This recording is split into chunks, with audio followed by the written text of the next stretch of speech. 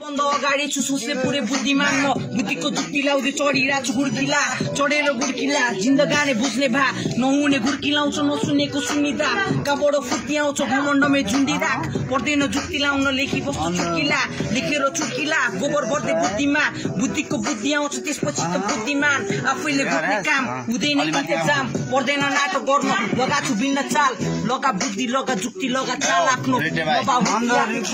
काम लाग्छ ठाउँमा पुगे हिँड्ने छुने बाटो टाइम लाग्दो कुरा सत्य मेरो बोल्ने छैन झुट म त